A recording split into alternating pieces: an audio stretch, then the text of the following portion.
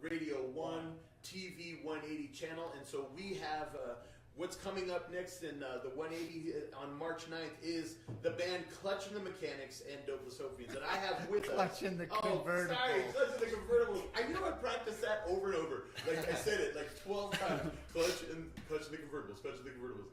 Clutch and the Convertibles. You got it. It's because you told me wrong. No. You got it. You always got to blame the co-host. We got two great members here. They both play guitar. Both guitar players. But also, so we have these two gentlemen in there with Clutch and the Convertibles. Introduce yourself, guys. Yeah, introduce yourself. I'm Ricky Martinez. Right. And I'm Keith Sullivan. So Keith Sullivan, Welcome Ricky to the channel, Martinez. guys. Yep. Welcome to our channel. We're glad to have you. We have two guitar players. Two very good guitar players, and you guys both play guitar in that band, right? And you do vocals also, right, Keith? Yep. Keith is a guitar player, and he doubles as part-time, right? You're just part-time a pastor at the Potter's House Church, right? Yes. So he's in the Potter's House. He's one of our pastors. He plays in the band, and I just because you're both guitar players, I thought I would do this little segment called Pros and Cons of playing the guitar. And you guys can jump in anytime you want. So the number one pro for playing the guitar was the ability to make music on your own. Yes. You have the ability to make music on your own. You don't have to rely on everybody else like I do as a singer. But the con is the constant requests for you to play Freebird. which we toyed with. You guys let us know if you concur. So yeah. So the second pro was, now I know this isn't your style and it's kind of funny, but you can pick up chicks. Hey, you get all the chicks. I started at 14 years old before I was a Christian. That was my main motivation. Very good, very good. But the con is the girls that you get aren't the ones that you want to bring home to mom. Those aren't the ones that you're. But anyway, okay. I know you're uncomfortable. So I asked my boss, who's a professional guitarist, some of the pros and cons of playing guitar, and he says, well, it's helps your mental discipline, and so that could be a pro. Well, the con on the other side of that is that you're so obsessed with the discipline that you're 39 and your parents want their basement back. Yeah. So the final pro and con of playing the guitar is it brings out the diversity of people wanting to hear. You get people from all over the place. They love guitar music. They want to hear guitar music. The con is the weirdos, right? The weirdos. So anyway, all right, that went over like a ton of bricks. And I'm glad. So that brings us to our interview here with the band members from Clutch and the Convertibles. And so just quickly, you have anything you want to ask? Yeah. How old were you guys when you picked up the guitar for the first time? There you go. For me, I didn't really even get serious about playing guitar until I was 21. Okay. My dad always had an acoustic guitar, and I would just mess around on it, but I never. And then when I was in the Marine Corps, I had a friend of mine that used to play. He had an electric guitar, and so he would just tune it to drop D for me, and I would just play riffs, but I didn't really know what I was doing. So 21. How about you, Keith? 14. 14. Sure. Who are your influences in music and the guitar? I kind of liked everything, but I really liked the blues, and B.B. King was like a big influence. Okay. And I always loved Santana. Yeah, I was gonna say you always at the Santana shit. Yeah, I love Santana. Ever since I was a little kid, my dad had they had some of the music, and so yeah, those are probably a couple of the bigger ones. But I like everything. Any contemporary artists? Any new artists? Newer, there's a guy I like. His name's Derek Trucks, the Derek Trucks band or whatever, and he's really one of my favorites at the moment. No, he's like a slide guitar player. It's kind of bluesy, kind of Southern rock, and yeah. kind of It's really tasty. Yeah. They say Muddy Waters invented electricity. No, that was I Cook. So, how many people are actually in your band? There's 6 of us, right? 6 of us. We just figured out. So, so what kind of music does Clutch do? Classic rock. Classic rock. So, if you're looking for some classic rock this weekend, and you guys are playing this weekend with Scotty, you guys, it's the classic rock weekend, really. They should have just labeled it that, right?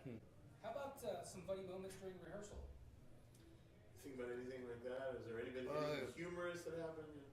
I don't know if it's real humorous, but Molly's always asking us to turn the amps down. That's every practice. Actually, but last week That was the first time ever. she actually had to ask us to turn up, and we had to ask her to turn down. So Ricky, we wanted to kind of focus in on you just for a second, and you told us how long you've been playing the guitar, and you told us you have a family, right? Yep. You have kids. Yep. Wife and 2 kids, 2 boys. 2 boys. What are their names? Isaiah, he's 6, and Elias just turned 4. Yeah. And so, do you think they'll be playing any instruments?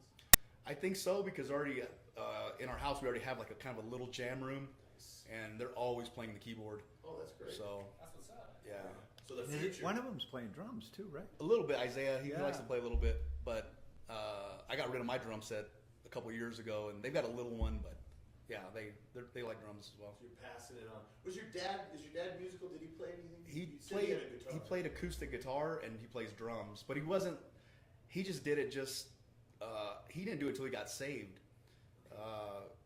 and they needed a drummer in their church, and then somebody taught him some beats and he learned from there, and then later on he learned So the kind guitar. of the same. I mean, you pretty much learned guitar when you were saved. Around when you were saved, you're killing us, dude.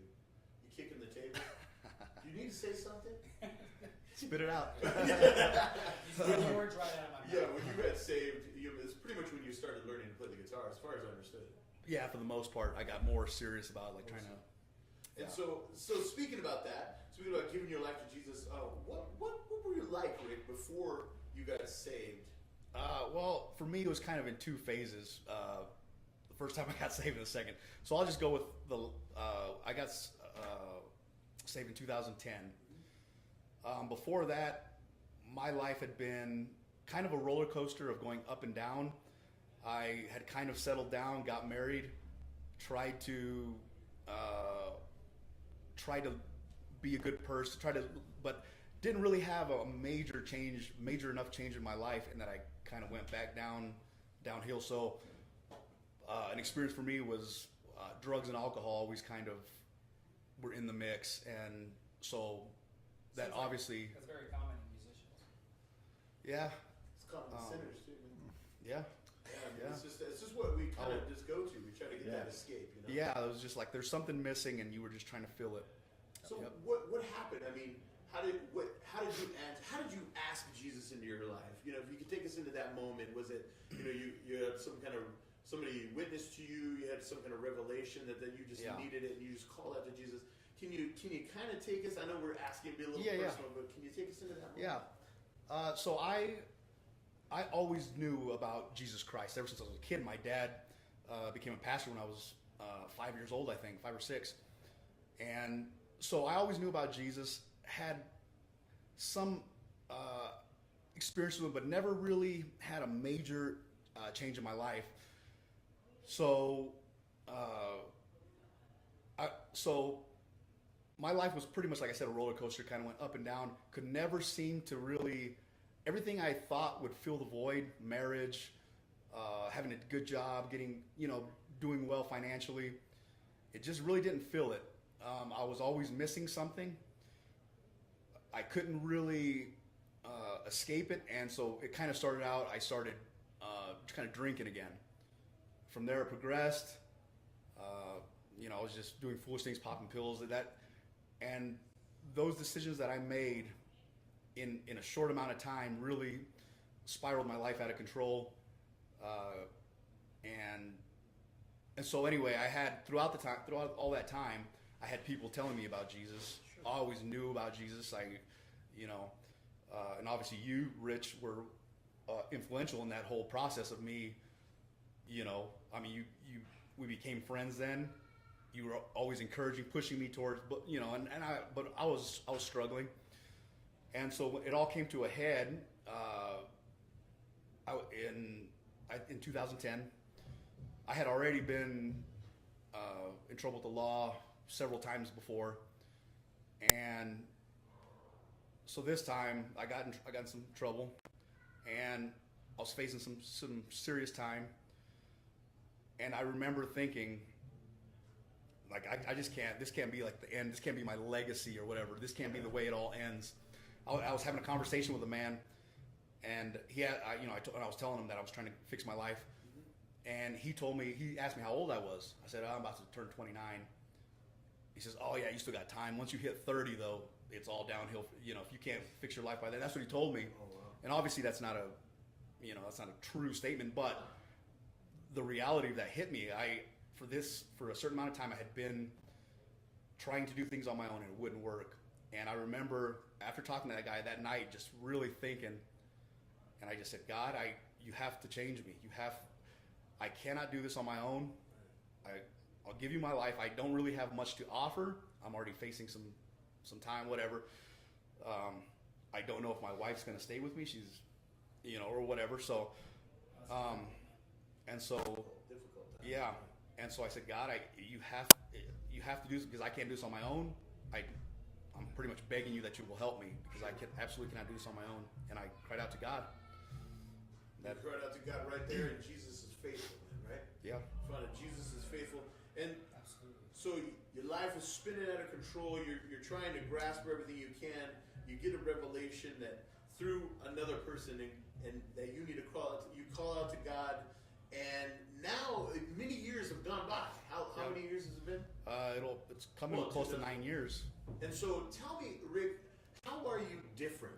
What's some of the things that really pop out to your mind that you're different about you and now your new life in salvation? The biggest thing to me, I guess other people would notice that I'm just not doing the same things that I used to do. Sure. For me personally, the thing that I noticed was the way my mind worked, the way I thought, the way I was scheming, always trying to stay ahead. There was something, evil thoughts, and just it was something that changed in my mind. It didn't happen right away. I had to make a decision, and I had to stick with it and make it like a repetitive thing. But to me that's the biggest thing, because I look back at, and it wasn't really that long ago, I look back at how I was, and it trips me out. I kind of get disgusted sometimes when I think about, I can't believe I actually did that. It's a massive difference. There's It's evidence. huge. There's evidence of salvation. That's Yes. a beautiful thing. Yes. The Bible says in Christ we're a new creation.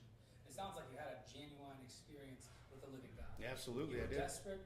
You were in jail, maybe in a holding cell, and you came to a conclusion and said, "What's going on with my life?" Yeah. And you took refuge in Jesus Christ. So thank God that you had heard about Jesus and you had some sort of connection Yeah. with Him.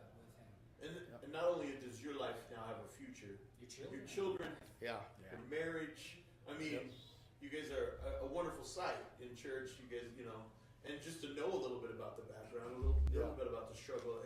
It's a wonderful thing to know that God is touching real men that Strong men. that if they make a decision, God makes all the difference, and we can have a new life. And it's an amazing thing. I appreciate you sharing that with us Thank you. today. And so we turn our attention to Mr. Sullivan, Mr. Keith Sullivan here, pastor at the Prescott Potter's House Church. But also, you're a man of the world, really. I mean, you're not native Prescott. Oh, no. And so you're from, where exactly did you come from? Where you, I was born in Boston. hence the accent. Hence the accent, water cat, hat. Mata. I asked Jesus in my hat. Yeah. So, what's your favorite baseball team? I Uh-oh. know there's a lot of rivalry. Uh-oh. That's got to be when you see if you were born in Boston, they get you before you leave the hospital. Okay. Uh, They put the stamp. Oh yeah, Okay. Celtics, Bruins, Patriots, Red Sox. Yeah, you're done. Even when you were in Ireland, you were still diehard Boston. Yeah. So, little funny story. I'm in Ireland. See this guy walk down the street, and he's got a Boston Red Sox shirt on and a Boston Red Sox hat. So I stop him. I'm like, hey, nice choice there. And he's like, yeah. Long story short, he's from a city, a little town next to the city I pastored in. I tell him that I pastored Victory Chapel there. He goes, oh, and tells me the street it was on. Oh, wow. And we were next to, he names the pizza place we were next to. Wow. And so I think he had come. I think he had that's come to one awesome. of our music scenes, actually. And you made connection all because of a sports team. See? Yep. It's okay, man. Yeah. It's okay. It's okay to like baseball. So tell us a little bit about some of your experiences. You've been playing guitar and bass You're actually an extremely very good bass player. I also might add that so is Ricky. And I'm not trying to eat in too much of your practice time, but tell us a little bit about. There it is. There it is. Can you see that, Kieran? There he is. That's actually right before I got saved. So tell us, Man, look at that we had Frank Brenner in here, and he was talking about how his dream was to play bass in a band and work at a gas station, and he could achieve the dream. Yep. Tell us a little bit about that. How were you like before you got saved? You're a musician. You had things going on. What was it? What were you like, Keith? All right, so I got to go back to when I was 15 years old. Sure. Long story short, my father died in a car accident. Oh wow. It was rocked my world. And just before he had died, I had actually got my first guitar. Okay. And so music was a big part of my life. I liked that kind of stuff from youth. I remember hearing, I actually was thinking about it recently. I heard a song, and I remember hearing the drums, and I thought, oh, the drums sound like they're playing the guitar. I was just 4, 5, 6 years old, something like that, and didn't know about the bass. So fascinated by that, and high school comes, and the awkwardness of high school and all that, and trying to find your place. Yeah. In adolescence is, I wouldn't want that to go through that ever again. Yes, thank goodness that's over. Oh, but so got a couple years left. yeah. You're so youthful. A couple of decades left with Edgar, but He's so always gonna be a young so in son. it, I started playing guitar, and all the paraphernalia that came with that, the parties, the a lot of smoking dope and all that kind of stuff. But again, a couple of bands later, one of the guitarists gave his life to Jesus. Okay. And he was a good friend. We worked together. We went to school together. I had introduced him to his girlfriend. He got me the job that I worked with. He was in my band. So he was a good friend of yours. Oh, basically, if you wanted to know what I was doing, ask Mark what he was doing, and you knew what I was doing. If you wanted to know what Mark was doing, ask me what I was doing. We drove to school together. We did everything. We were pretty inseparable for quite a while.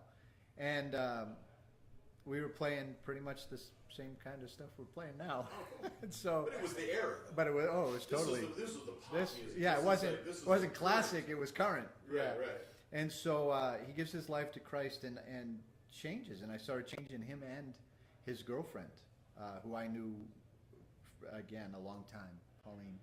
And so they were different, and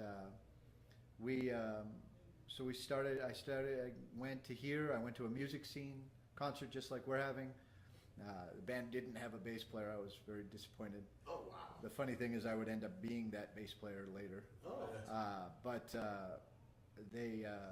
the testimonies, hearing lives change. I grew up in a Catholic church. Never had heard anything like that. So that's kind of what we're looking at here. Is we're trying to bring out the real lives out there in 180, and so that's what touched you, and that's what we're hoping to touch others. That's the real power right there of God, is real lives being touched, and you're hearing this, and you're hearing lives being changed, and God's getting a hold of your life. Yeah, absolutely. I haunted by one of, like, to the point where I could not shake it. A young girl who had testified. Stacy was her name, and she had something I didn't have, and I knew that. But I actually, funny enough, we went to the music scene on Friday. I actually went with my mother to Catholic church on Sunday to see, and I'm like, it's not here. What they were talking about was not where it was. So it kind of sparked you a search. Oh, yeah. For God. I mean, and you went to a place where there was no God, but you had this encounter. And so when did you finally give your life over to Christ? Well, actually, the first night I went, my girlfriend at the time had given her life to Jesus. And so I went back to the next week. The music scenes were on at this church was on Friday on Cape Cod, Massachusetts, was on Friday night. So I went back the next Friday night and listened again. And she was going to be baptized Sunday night. Cool. So I went Sunday night to see her get baptized, and before the end of the service, I had gotten saved and got baptized Oh, that's awesome. in Lolly Warner, Pastor Warner's mother's pool. Oh, really? Yes. Oh, no kidding. That's amazing. Pastor Sullivan, sorry to So interrupt go you. ahead. It is a real privilege to have such talented musicians here at the 180 because this is the place where I first heard the gospel. Yeah.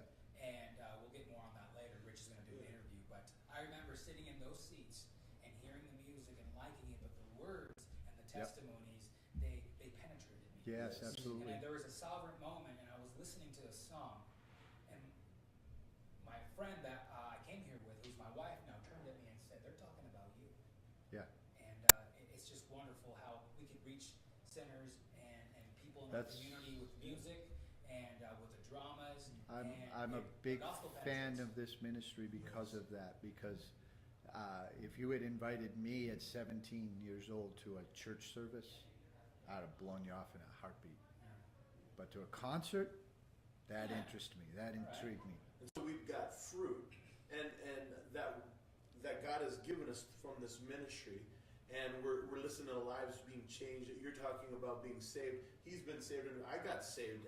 I gave my life again at a music ministry, or at the what we call it the underground.